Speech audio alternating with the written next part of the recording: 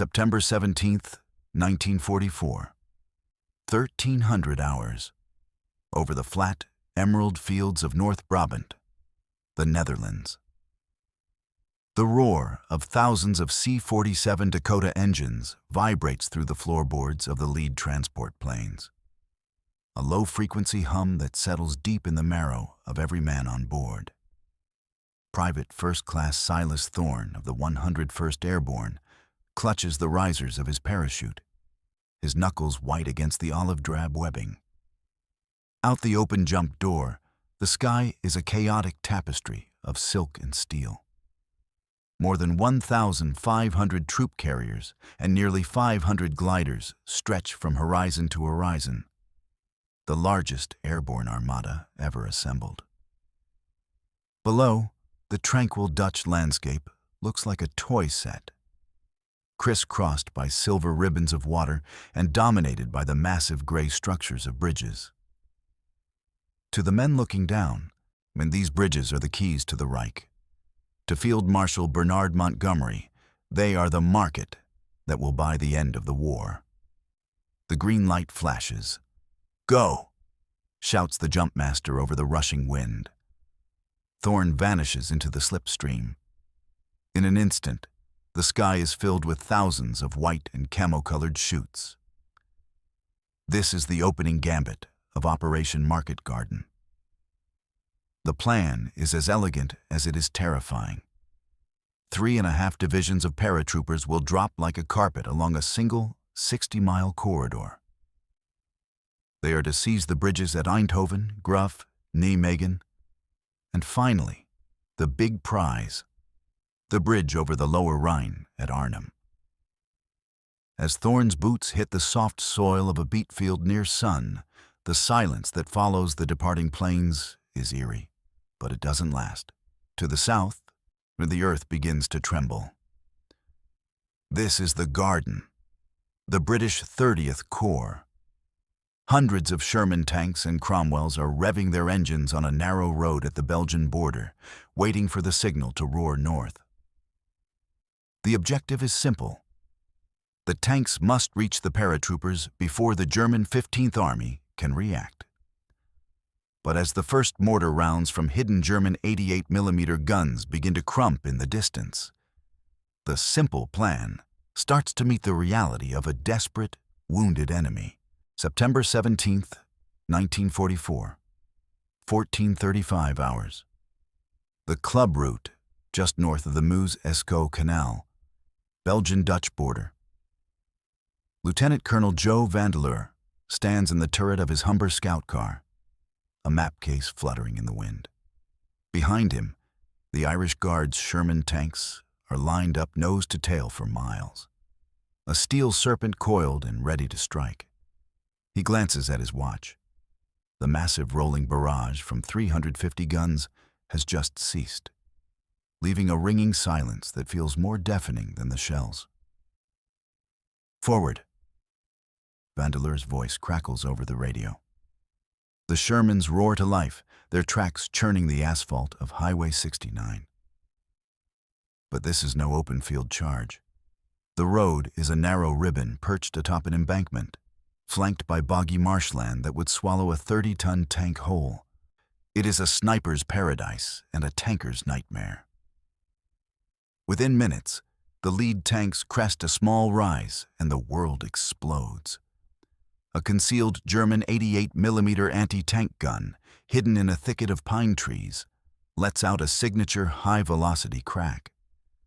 The lead Sherman is hit instantly, its turret slewing sideways as thick, oily smoke pours from the hull.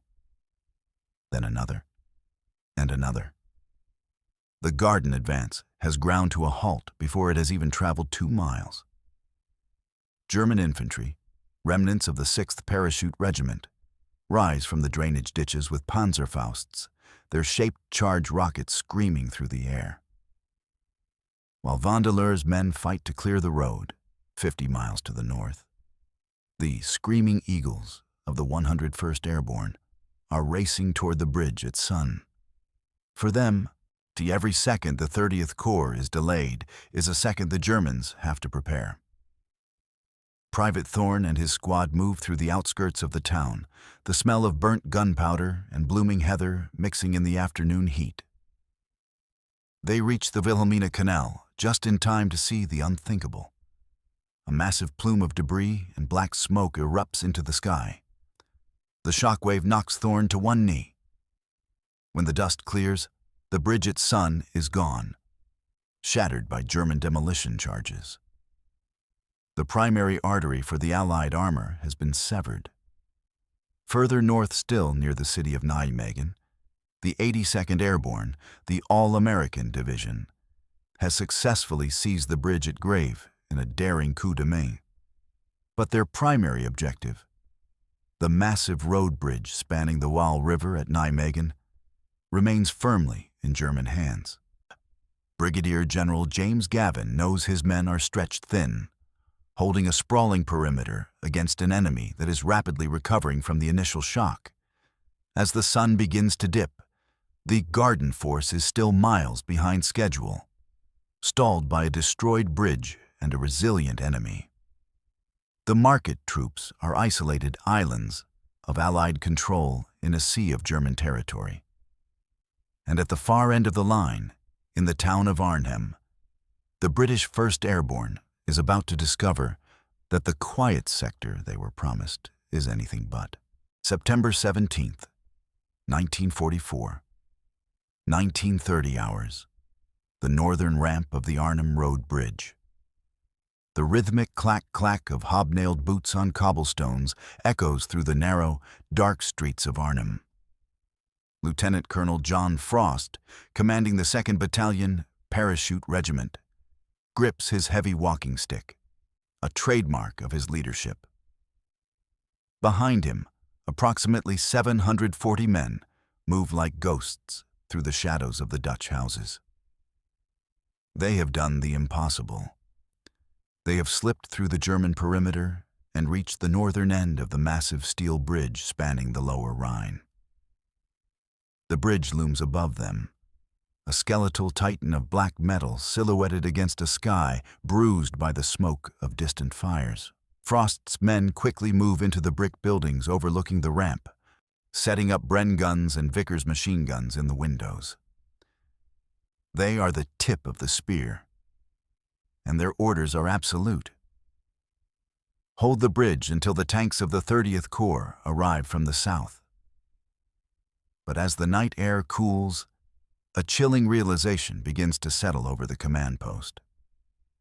Major Freddie Goff, commander of the reconnaissance squadron, tries desperately to raise the rest of the 1st Airborne Division on the Type 22 radio set. All he gets is the soul-crushing hiss of static. The dense, iron-rich soil of the Arnhem area and the heavy brick buildings are swallowing the radio signals. To make matters worse, the radios were issued with the wrong crystals for the distance required.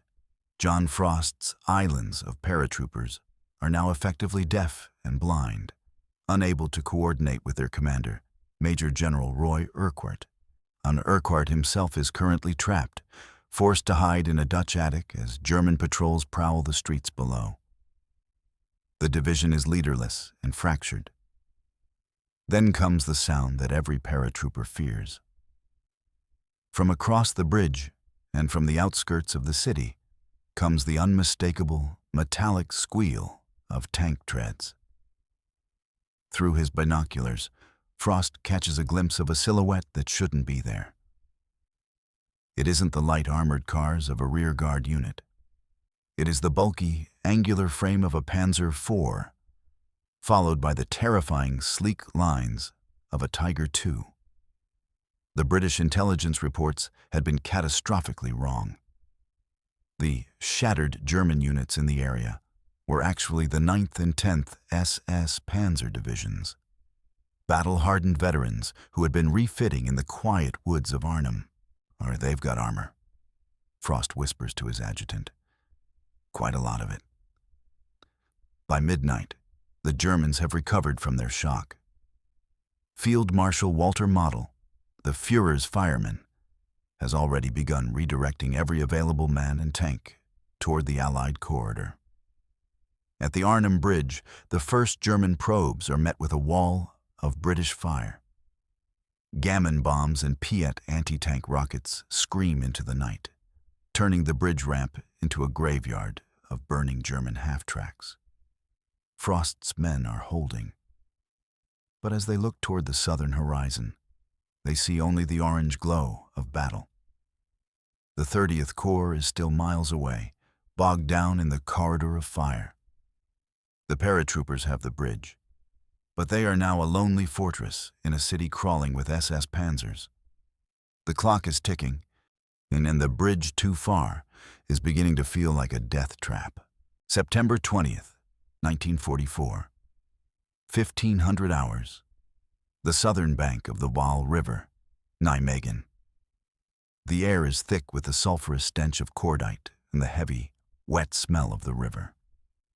Major Julian Cook, commanding the 3rd Battalion of the 504th Parachute Infantry Regiment, looks across the 400 yards of open water. The Waal is a fast-moving, lethal barrier, and on the opposite bank, the Germans have spent days fortifying the northern end of the Nijmegen road bridge. 20 minutes. Cook mutters, checking his watch. Behind him, his paratroopers are lugging 26 flimsy canvas and plywood assault boats toward the water's edge. These are not the sturdy craft they were promised. They are collapsible boats that many men have never seen before, let alone paddled. As they reach the mud, a British smokescreen intended to mask their crossing begins to thin, caught by a treacherous breeze. Move out! The boats hit the water. As soon as the paratroopers begin to paddle, some using the butts of their M1 Garands because there aren't enough oars, the northern bank erupts in a horizontal sheet of fire. 20mm flak guns, MG-42s, and snipers in the heights of the railway bridge rake the water. The surface of the Waal begins to boil with the impact of thousands of rounds. In the lead boat, Cook begins to recite the Hail Mary out loud, his voice rising with the rhythmic stroke of the paddles. Holy Mary, Mother of God. Splash. A man to his left is jerked backward into the water, his life snuffed out by a single rifle round. The canvas of the boats is shredded, and men use their helmets to bail out the bloody water as they struggle against the current. Against all odds, the first wave hits the northern bank. Cook and his remaining men scramble up the slippery embankment, bayonets fixed. They are fueled by a cold, desperate rage.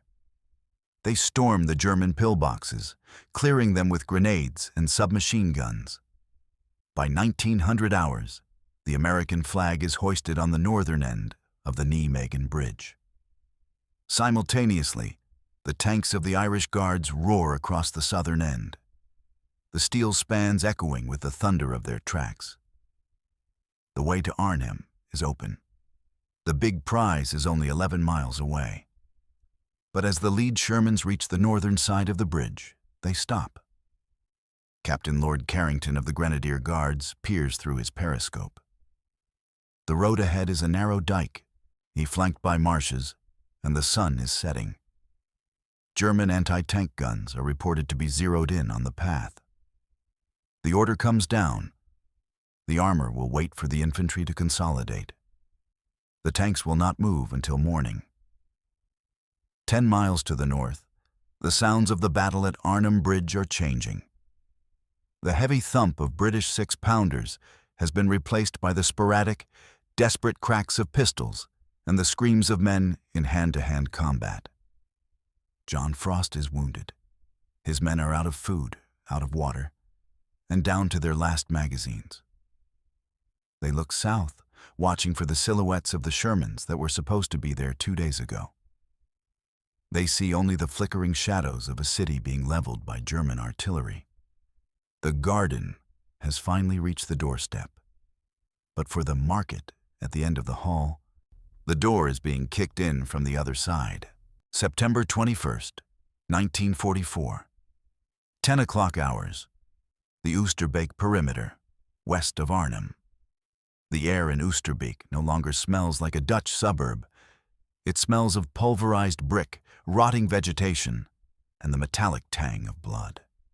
Major General Roy Urquhart, commander of the British 1st Airborne, stands in the cellar of a shattered villa that serves as his makeshift headquarters. Above him, the house trembles violently as a salvo of German Nebelwerfer rockets, the dreaded moaning minis, screams through the air and erupts in the garden. The market has collapsed into a cauldron. To the east, at the Arnhem Bridge, the silence is final. After 3 days and 4 nights of superhuman resistance, Lieutenant Colonel John Frost's force has been broken.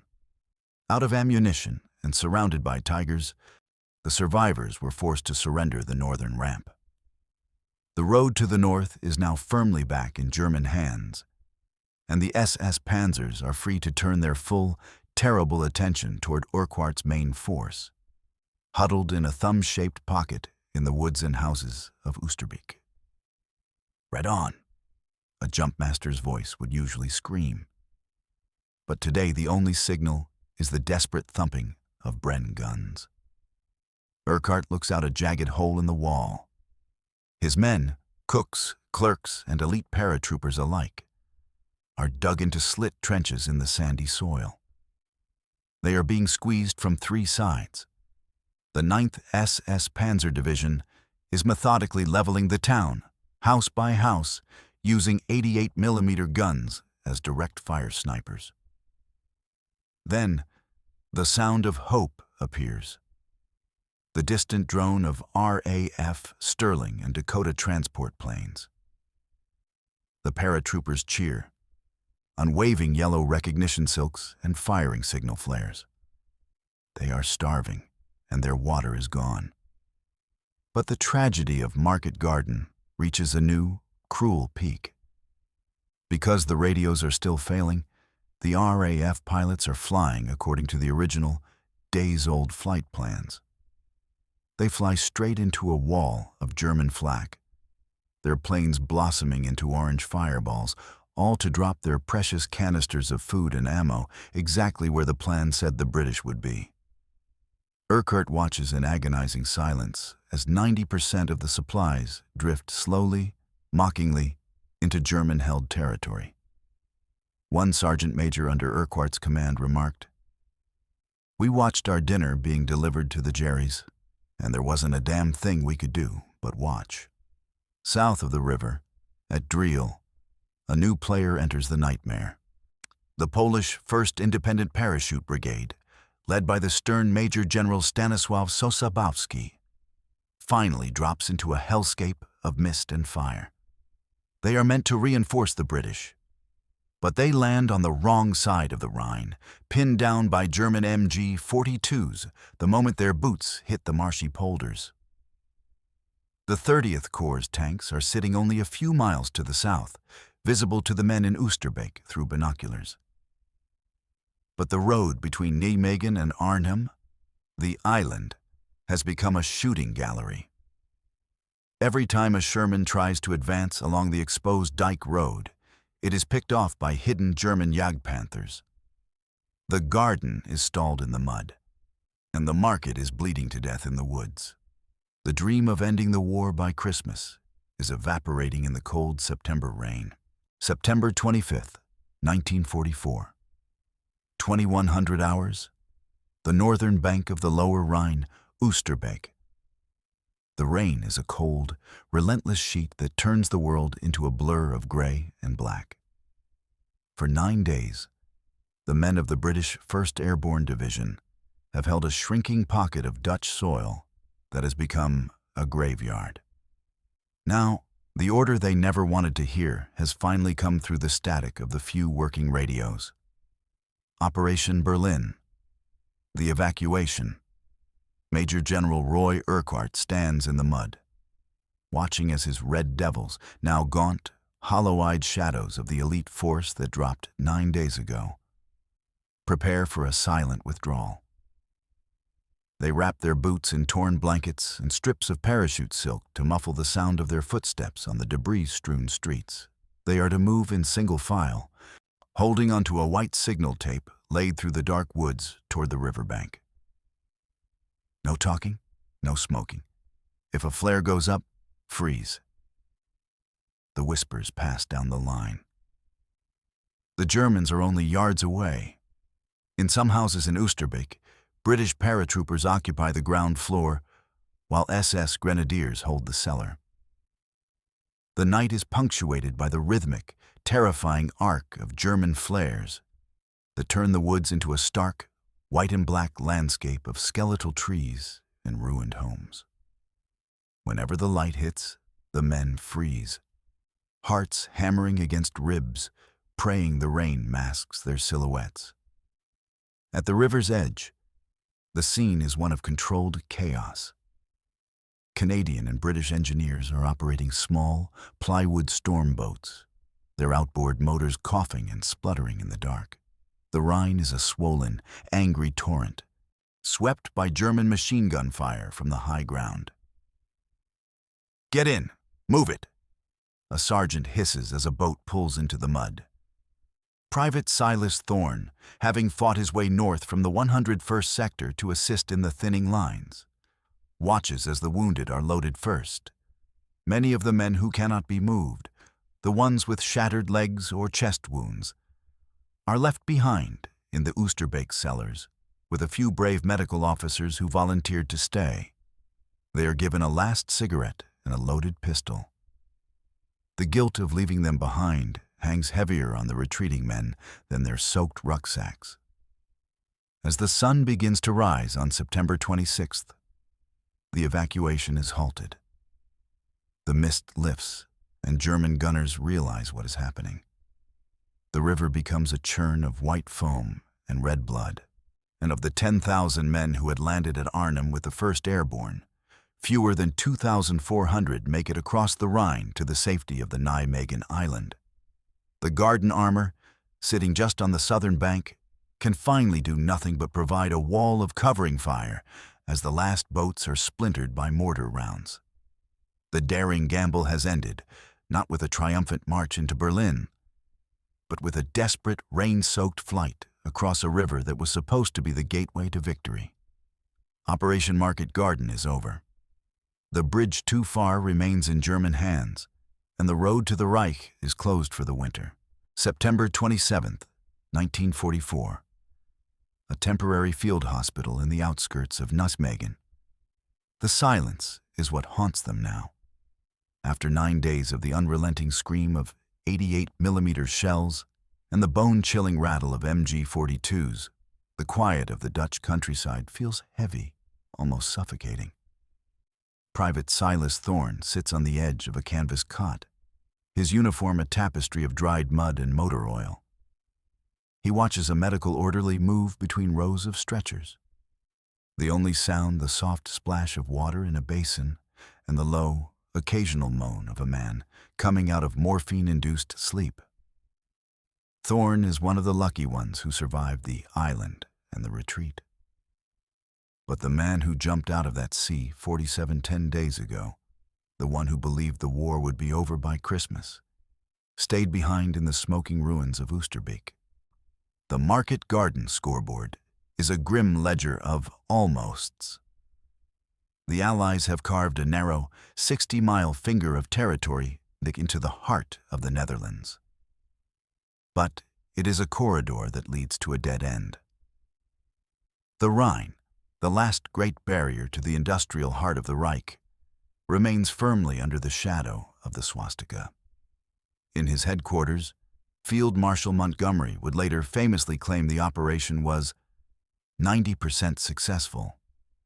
To the survivors of the 1st Airborne, that remaining 10% was the difference between a triumphant victory and a catastrophic slaughter. The strategic cost is staggering.